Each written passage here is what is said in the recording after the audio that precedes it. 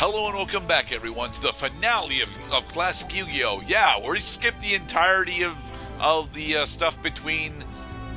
We skipped the Kaiba Core tournament, and we skipped the Dual World arc, which is the Dungeons & Dragons rip, and I'm sad about both of those, because I really like the Kaiba Core tournament, and the Dual World arc has got one of the better duels between Yugi and Bakura in it. It's just sad that we skip it is all. Anyway... Yeah, we're gonna go do the ceremonial duel between Yugi and Yami, and we're playing as Yugi because Yugi is supposed to win this duel, despite the fact that Yami supposedly has the significantly better deck, which is lies. I will show that off later this part. Oh look, we opened with a gadget, a monster reborn, and a level up. Yes. Yugi's deck for this match is for the most part a gadget control deck specifically designed on bringing out the final forms of Silent Swordsman and Silent Magician. Silent Magician is not honestly all that great, but if you get Silent Swordsman out, you fucking win. It's just over. Hey, Archfiend of Guilford. Huh. Interesting little move there. No, what? Using Fiend Sanctuary to bring out a tribute? Dude, yeah. That's what most of the people end up using it for. Well, could have. I mean, sure. Yugi and Kaiba specifically decided to use it to counter the Winged Dragon of Ra, but that was only because Merrick was always an idiot when he was using the Winged Dragon of Ra. Always brought himself down to critical health after he used it.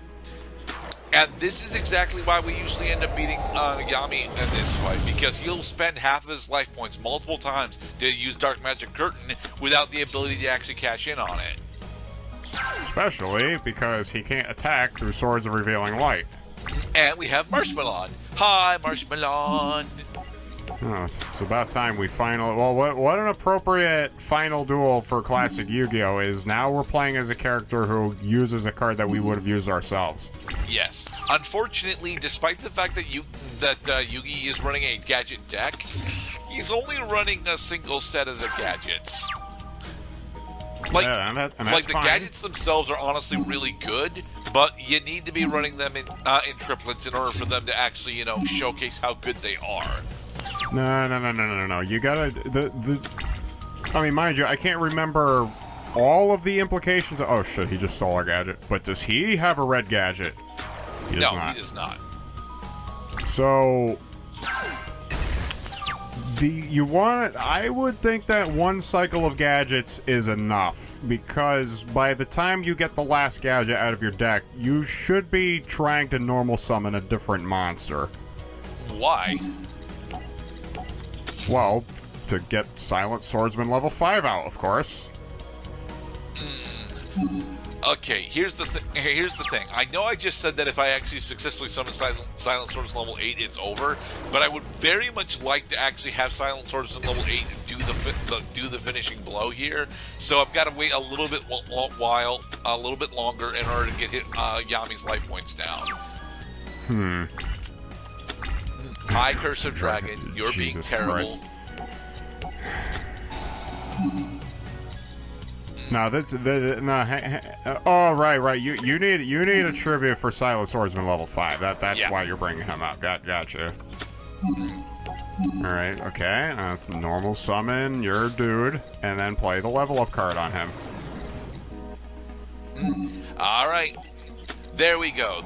With this, we should effectively have won the game.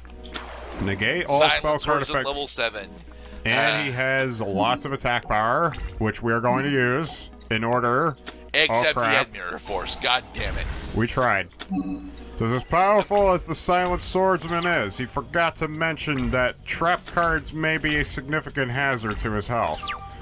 Yeah, but only may be a significant hazard, to be perfectly honest. Boy. No, they could have played Swords of Revealing Light and gotten a tribute for the Curse of Dragon. Why would I even want to summon Curse of Dragon? I'll do 500 points of damage? That's it?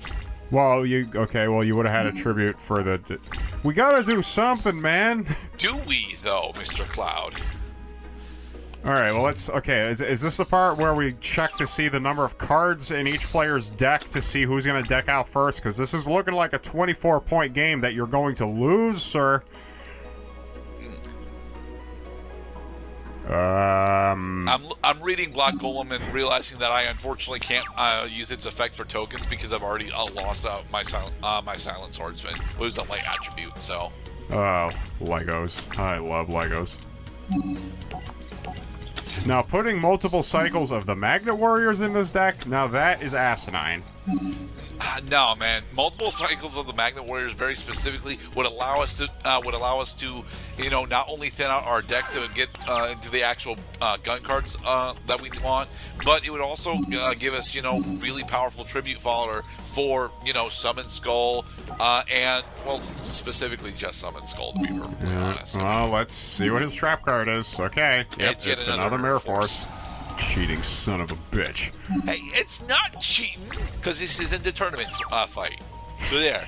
Is Mirror Force still limited? I don't think... No, Mirror Force right now is no longer limited. Because they decided, oh, you want to wipe out... My god.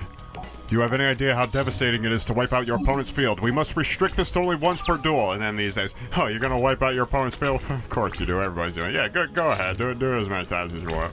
Well, actually, it's mostly because Mirror Force hasn't resolved in like 5 fucking years. That's funny. So with the gold sarcophagus, we're going to get... Let's see. What are we looking at? Buster Blader? No. Oh, there it is. Gandora, the Dragon of Destruction.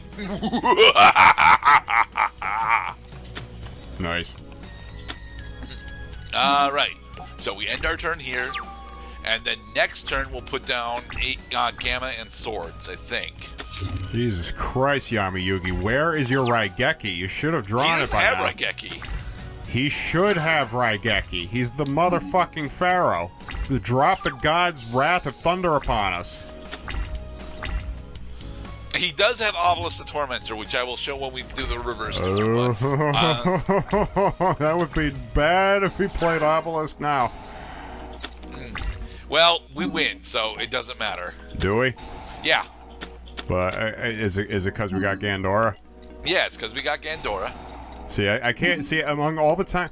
The only times I've ever seen Gandora is when I made numerous search queries to see what's a dark monster. What's a dark monster that has 0 attack, 0 defense, or a combination thereof? What's a dark monster that meets these characteristics that's worth a crap to me? In my peculiar... man, look at how many cards Yami Yugi's got on his field, Mr. Cloud. Yeah? I failed to see the relevance. Would you like to explain? I'm not entirely sure why I haven't lit the fuse yet, because we have game in hand right now. Yami Yugi has done absolutely... Now he's at the point of discarding cards. Like, it's like, somebody do something, please. Okay, what's happening? Okay, tribute 2 monsters, because he's a level 8, or he's a level 7 or higher. Okay, boom, he's on the field. Now what happens? Now we activate his effect by paying half of our life points. Which is 3,600. Banishing everything on the field. Banishing everything on the field? Everything on the field, Mr. Cloud. Everything! Strike, my stupid powerful dragon. And he gets 300 attack points for every card he banishes. Boom, direct attack. Nice. Fucking love Gandora. Look, I understand that Gandora is way too fucking costly in order to actually play in a normal game of Yu-Gi-Oh! But as a win condition for this game, Gandora is fucking brilliant.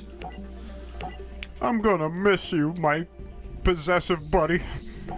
Yeah. Hey, Shishu.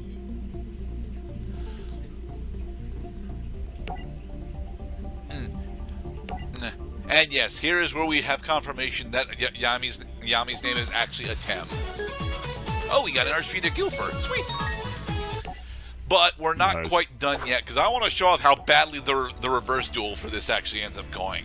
Because you see, Yugi's normal deck not only actually has a win condition in Gandora, the Dragon of Destruction, but he actually has the ability to bring out the Silent Magician and Silent Swordsman lines relatively easily. Whereas Yami Yugi has Dark Magician and literally fucking nothing else. Oh, he's got Swift Guy the first night. You did not have to pay 4,000 life points to get him out. What else am I gonna do? I have literally no other plays this turn aside from setting Mirror Force. So set Mirror Force, wait a turn, see what he does. If you have an open field, you might draw an attack from him, and then you get to attack directly with the Dark Magician. Also, I'm still running Chimera King of Mythical Beasts in my extra deck, but it's literally the only monster in my extra deck. And we're dead. Oh Jesus! There were only two Silent Magicians. Yeah, it's only level 4 and level 8. There's technically the normal Silent Magician as well, which is a retrain of level 4. But yeah, from here, I don't have spell and trap removal. I've got a bunch of monster removal. I've got the Tricky Spell 4, which is the primary method that I'm supposed to use in order to bring out my Egyptian God monsters. But I need Tricky in my hand in order to use Tricky. I need Tricky on the field in order to use Tricky Spell 4. And it's even then, Tricky to rock around. I had to get that out of my system. Oh, there's the Tricky. Okay. It's Tricky to rock around the rock around. That's right on time. It's Tricky. But here's the thing. Tricky Spell 4 only summons tokens up to the number of monsters that my opponent already has. So in order for Tricky Spell 4 to actually be useful, I have to already be in a very negative position where Yugi actually has a bunch of monsters on the field. If Yugi's got a bunch of monsters on the field and a bunch of Jet Spell and drop cards, I'm just gonna die to Gandora.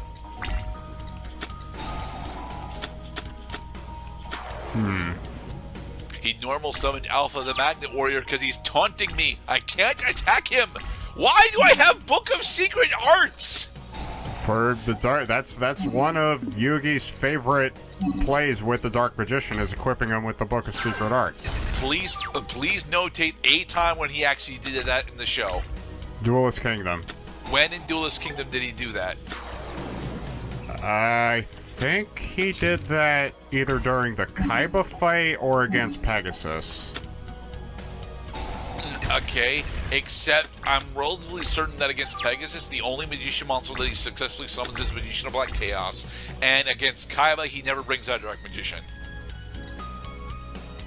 No, that's not correct. The Dark Magician was his.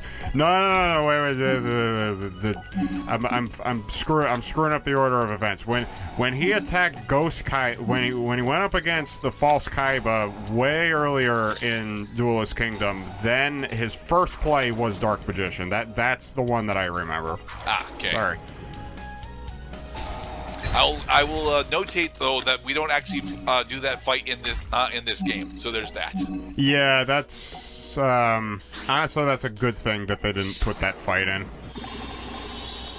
Yeah, mostly because it actually showcases a synergy that's not actually in the game, where Mystical Elf has the ability to power up Blue Eyes White Dragon. And for the record, that is not pulled out of anyone's ass. That is actually a thing that was supposed to happen.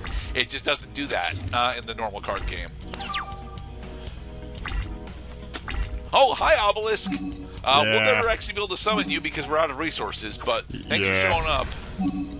Yami Yugi has a lot of high tribute monsters in his deck. He does, and he has almost no ways to bring out tribute fodder. Oh, look, it's Catapult Zone. Oh, there's one thing I've noticed about Yugi's deck is he's got lots of rock monsters. He does, actually. He's got, actually, it's just the Magnet Warriors, isn't it? Well, yeah, but he has multiple... well, it's Block Golem as well. And Block Golem. So he's gonna start... What the fuck is he trying to do? From here, he's just trying to bring out Gandora. If he brings out Gandora, he wins. I was gonna say, yeah. Oh, look, it's Gandora. Oh, okay. Or is it Buster Blader? Yeah, it's Buster Blader. Oh, good. Oh, thank goodness we don't have any Dragon-type monsters in our graveyard. Because we're not running any Dragon-type monsters, but that's game. We have literally nothing. Dang. Yeah, that sucks.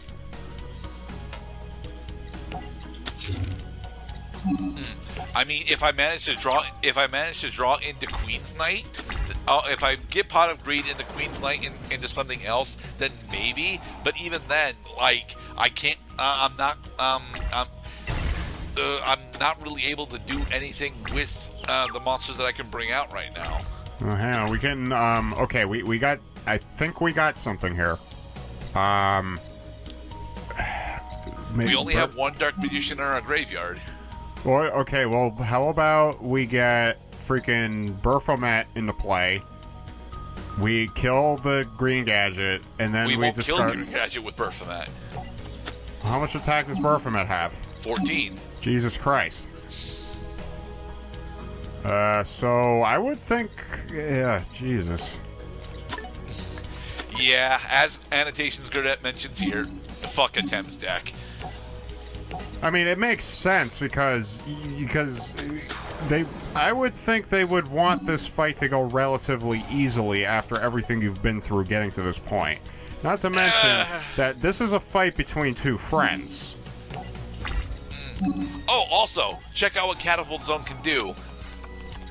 Catapult Zone doesn't require us to attack a Rock-type monster. It just requires us to attack a monster, and then they can send a Rock-type monster in order to save it. Correct. I forgot that. It's okay. That's one of a couple things that players may forget going into this fight, like Atem's deck sucks. Be safe, everybody. Hey, we got a green gadget. Woot!